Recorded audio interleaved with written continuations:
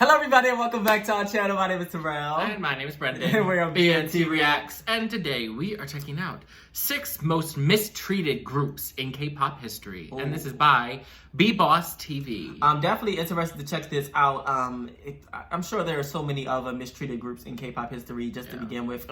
In regular music history, there's so many mistreated artists. So it's going to be very interesting to get a little backstory though on why they were mistreated. It's a little semi-long video about 18 minutes, so let's just get right into it though. I'm excited to see what they say. And make sure to subscribe and Number like. 1. TRCNG. In K-pop history, there has never even heard of been so them. terrible a Yeah, no. mistreatment being exposed as that of TRCNG. This is a South Korean boy group formed by TS Entertainment and consists of 8 members. They debuted with the EP New Generation on October 10th, 2017, with the song Spectrum. Oh. In 2019, after 2 former members, Woo-yup and Taesun, departed from TRCNG, the whole mistreating scandal was exposed. Ooh. This is probably the worst mistreatment that ever happened in K-pop history because Oh, wow. the company not only materially abused members, but also hurt their physical and mental health. Ooh. Specifically, TRCNG was given the worst living conditions ever. In fact, it's so terrible that people would never believe this is where a K-pop idol group actually lives, if not for this scandal being exposed. TCE didn't provide them with proper dorms, pay bills, and they even stole money from the idols. Ooh. According to 2 former members, 10 members lived in an incredibly cramped space. Whereas 8 members shared the first floor of a duplex apartment, the other 2 lived in a place that looks like nothing more than a storage room on the Yeah, second like a floor. closet. Yeah, it looks like The just a ceiling big was so low closet. that no one could stand up all the way. It's not heated well either. They had to live in clutter around their belongings, clothes, and equipment. The rooms weren't well maintained because, as you can see, the floor was damaged by frequent water leaks. As if that wasn't bad enough, the company didn't even pay the utility bills on time. One time, when their boiler was shut off, 4 to 5 members caught severe flu, so they had to sleep and shower at the sauna. That was when TRCNG was having a second promotion, Rising. When the members went to the hospital, they even had to pay for it themselves. What the Despite fuck? the ill health condition, TSE still forced them to perform. Though Hmm. Taesun had reminded the agency multiple times to pay the bills, only when the electricity company sent the final notice did the staff agree to conduct payment. What Besides, the- TRCNG also lacked basic necessities like a proper functioning toilet. When the toilet broke down, though the members asked TS Entertainment to call the plumber, the label allegedly didn't respond. You can't fix the Woo-yup's toilet? mother had to call and pay for the plumbing services herself. That's a mess. Not to mention, the toilet looks extremely degraded. The company also didn't provide them with food. They had to buy it themselves, and only when they practiced late at night did the agency send them some fried rice. What the fuck? They even had to buy coffee for the staff members with their own money. Uh-uh. And here comes the most terrible thing of it all. Many chat logs revealed staff members were getting drunk and cursing at the members. One staff was asking an underage TRCNG member to appear at an illegal entertainment bar, where prostitution is common. Woo-yup and Taesun even revealed photos of the members being assaulted by the staff.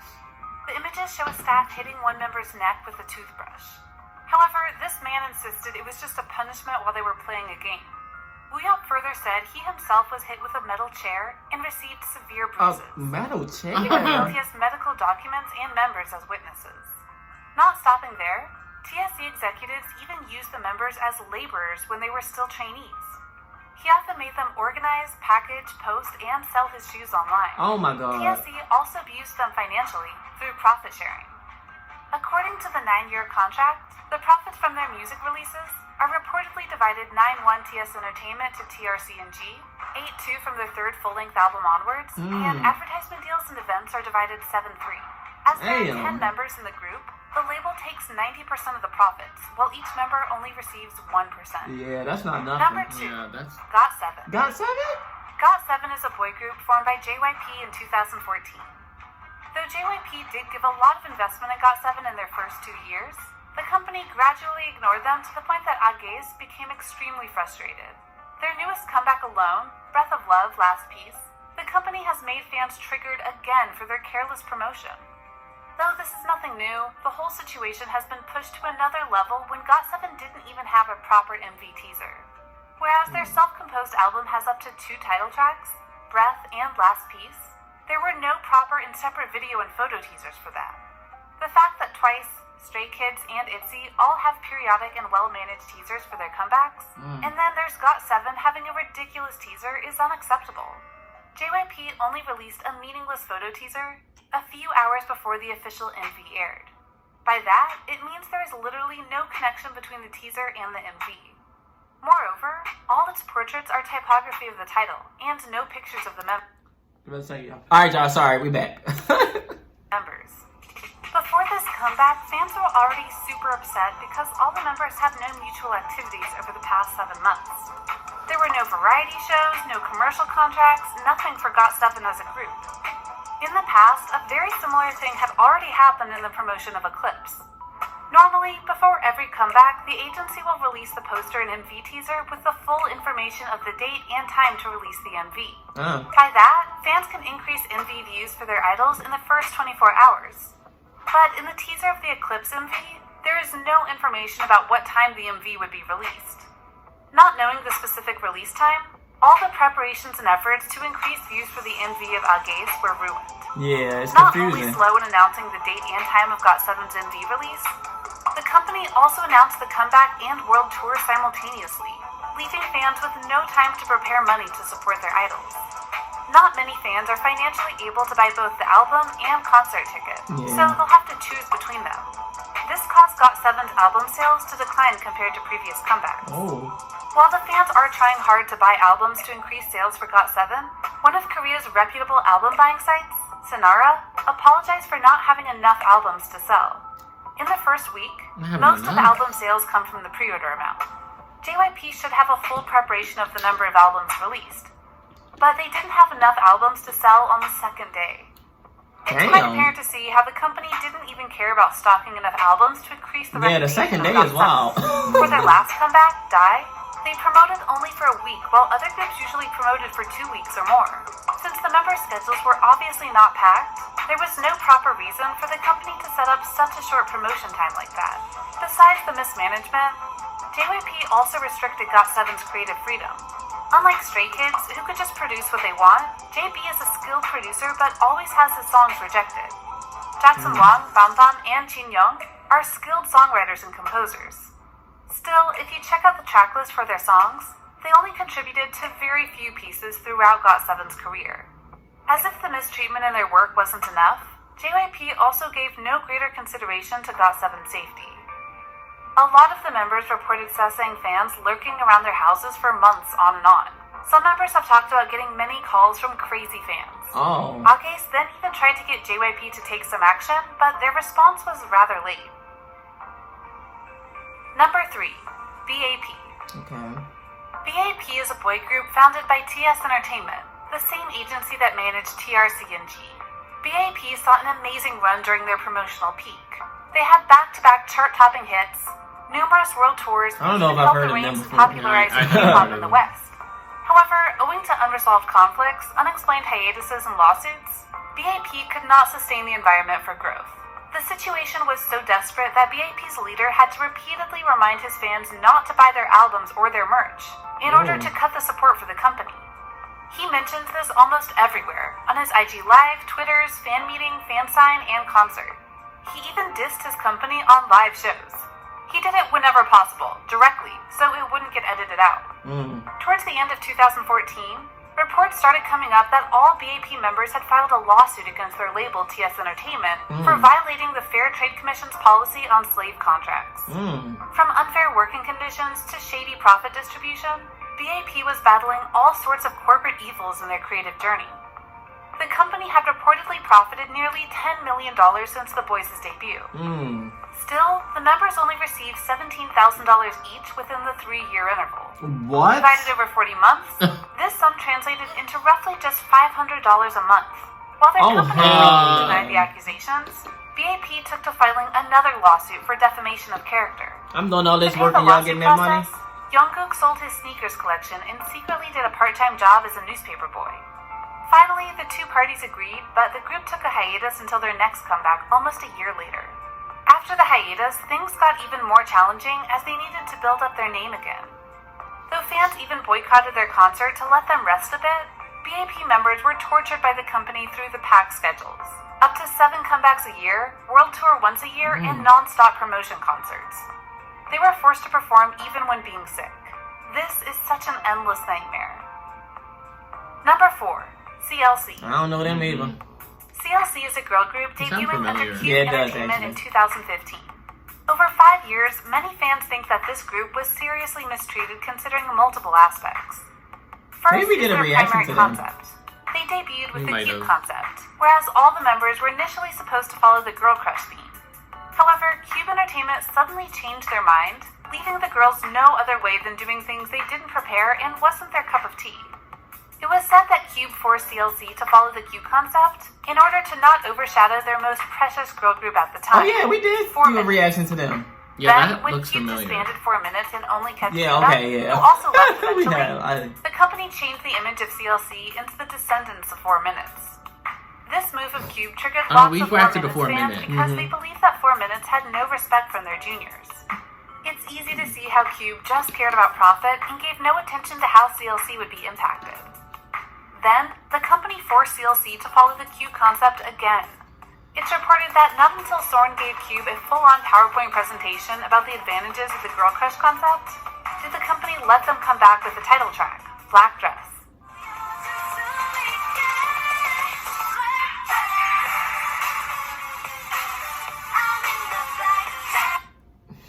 No, we did. This time, they started to regain their fans from the Hobgoblin era.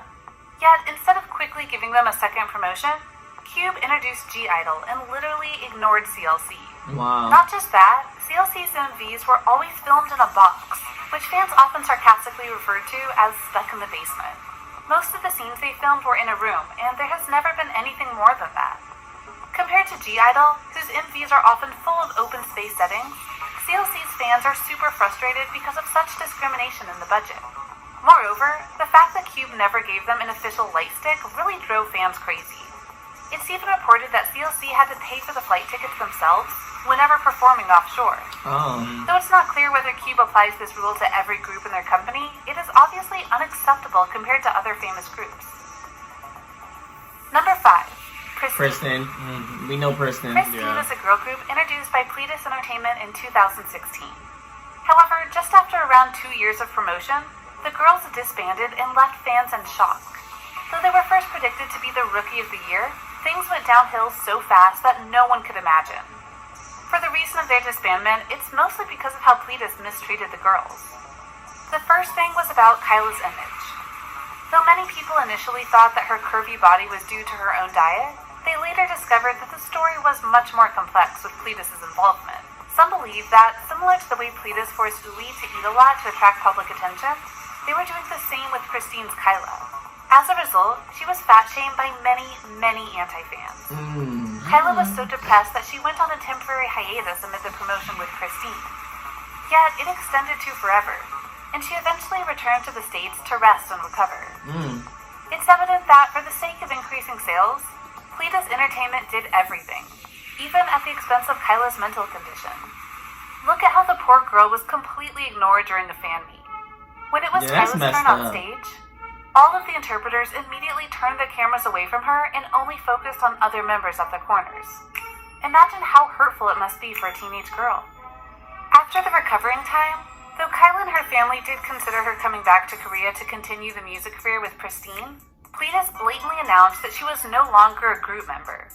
Despite the explanation from Kyla's sister, things didn't change at all. Not only ruining Kyla's career, Pledis actually ignored the whole group when not letting them come back for nearly 2 years. Even when fans demanded an answer, they still pretended as if there was nothing wrong going on. They also continuously deleted fan cafe posts asking for Pristine's comebacks. Seemingly, all the things this company did were just to sweep everything about the girls under the rug. Because K-pop groups often have an active life of 7 years, and Pristine had already dumped 2 years into the trash bin, as a result, Pledis decided to disband them. Number 6. Stellar. Stellar debuted in 2011 with a 4-girl lineup. They were initially introduced as a group produced by Eric.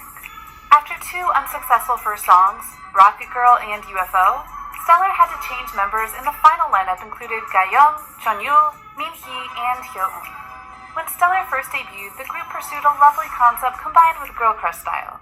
In 2013, the group released the single Study, and this was their first song to reach the top 100, bringing Stellar closer to the public. A year later, Stellar released their first album titled Marionette, and it all started here.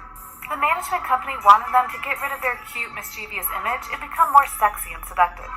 During the promotion of Marionette, fans were even encouraged to press like on the group's photos on Facebook to see the members' body parts gradually being revealed. Not to mention, the original MV of the song Marionette is also labeled 19+ because there are too many erotic scenes in it. Despite a lot of controversy, this became Stellar's most famous song. The highest ranking of Marionette on Gaon is at number 35. The song also ranked 34th on the Billboard K-pop Hot 100 chart. But everything has a price. It was later revealed by Gaon that the company tricked the group into recording erotic scenes. The staff never fully conveyed their intentions to the members during filming. Gaon said there was a scene where a member had to drink milk. The script was missing X rolling on bed, waking up, and drinking milk. At that time, we thought they simply wanted her to drink milk to portray a morning moment. They even told her to spit the milk while drinking to portray an exhausted image. But this scene can make you imagine even more. No one knew that was the purpose. I think I remember Yeah, I feel like, watching yeah, that I do Gaon too. mentioned was only 20 years old at the time. She was so shocked that she still can't drink milk until now. However, every time the girls try to protect themselves, they are threatened with penalty fees.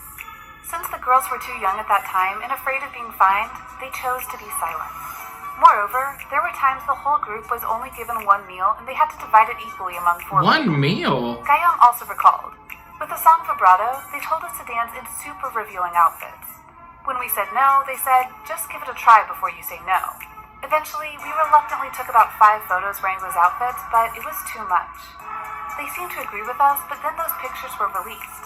Right after seeing those pictures, we called them and argued, but they just put the matter aside and said, so sorry, we won't do that again. After the concert Interstellar, time travel through 6 years ended, Gayoung and Cheon-yul did not renew their contract with the Entertainment Pascal company and decided to leave the group. In early 2018, Minhee and Hyun also left the group. Stellar officially disbanded. Gayoung revealed that not only the members but their families were also hurt by the concept that the group was forced to pursue. She said, our parents are also very sad. They often hear people ask, why your children are doing this? Although the members are now happy with their own path, it is undeniable that the former management company took advantage of them. In a conversation on Minhee's YouTube channel, Gayoung revealed that during 7 years of working under Stellar, each member was only paid $9,000 US, despite having many popular songs and bringing the company a substantial That's amount. Wow. That's So that's the end of the video. Thank you for sitting with me through such a long video. Are there other mistreated groups that you... Alright, y'all, so that is the end of the video. Make sure y'all go check out this channel, B-Boss TV. What did you think of this video? It was...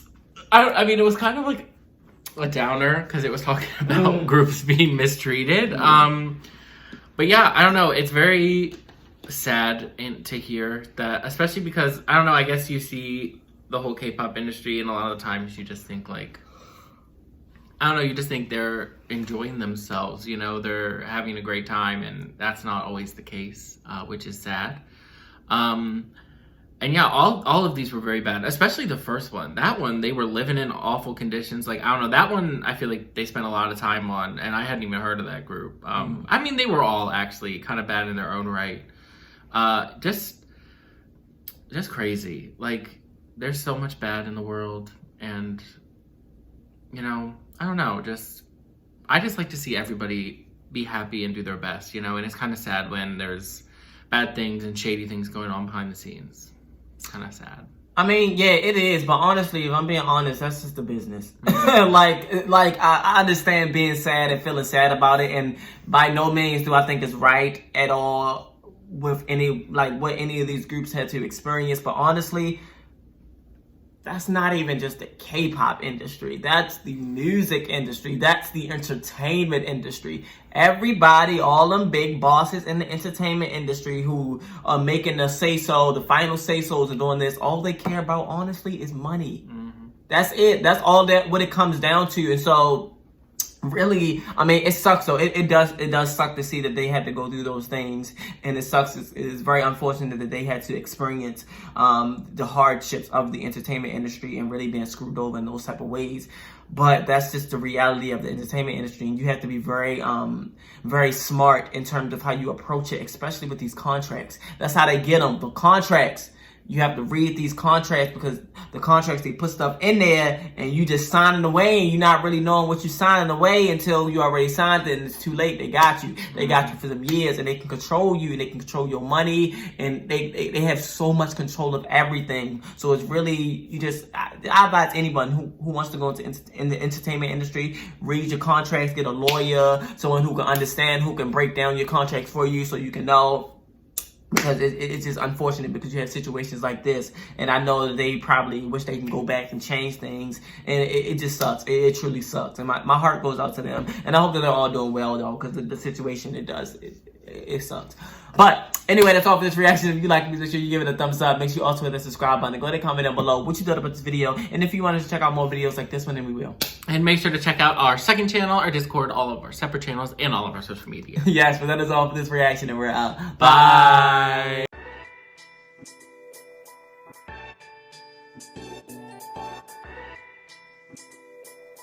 Bye.